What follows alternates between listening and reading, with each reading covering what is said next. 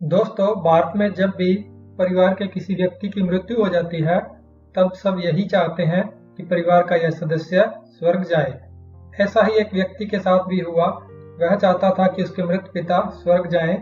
उस समय भी अभी के जैसे लोग हुआ करते थे, जो कि यात्राओं का प्रबंधन करते थे। वह व्यक्ति ऐसे कई लोगों के पास गया जो कि यात्राओं का प्रबंधन करते थे, पर उनमें से कोई भी यह पक्का नहीं कर सकता था कि उस व्यक्ति के पिताजी स्वर्ग ही जाएंगे। इतने लोगों के यहाँ चक्कर काटने के बाद वह व्यक्ति काफी परेशान हो गया। तभी उसे पता चला कि गौतम बुद्ध उसके शहर में मौजूद है। वह भागकर गौतम बुद्ध के पास गया। उस समय बुद्ध होने का यह मतलब माना जाता था कि आपके भगवान के साथ सीधे संपर्क है, और इसका मतलब था कि उसके पिताजी सीधा स्वर्ग जा सकते थे अगर गौतम बुद्ध चाहते। वह बुद्ध के पास गया। बुद्ध उस समय एक झील के किनारे पेड़ के नीचे बैठे हुए थे और अपने अनुयायियों से किसी बात पर विचार विमर्श कर रहे थे। यह व्यक्ति उनके पास पहुंचा और उन्हें अपनी समस्या बताई। समस्या सुनने के बाद गौतम बुद्ध कुछ बोलने ही वाले थे, तभी उस व्यक्ति ने कहा कि कृपया मना मत कीजिएगा, मैं आपके पास बड़ी उम्मीद लेकर आया हूँ। गौतम बुद्ध ने इस पर कहा कि अब मैं क्या कर सकता हूँ, तुमने मुझ पर बड़ा दबाव डाल दिया है, अब मैं मना नहीं कर सकता। ऐसा करो, अभी घर जाओ, कल सुबह 4 बजे स्नान करके एक मटका लेकर आना। उस मटके में आधे पत्थर भरना और आधा मक्खन भरना, और उसे कपड़े से बांधकर मेरे पास ले आना। उसके बाद यह देखा जाएगा कि तुम्हारे पिताजी के साथ क्या किया जा सकता है। उस व्यक्ति के पिता स्वर्ग जाने वाले थे, इसलिए वह तैयारी में कोई कमी नहीं छोड़ना चाहता था।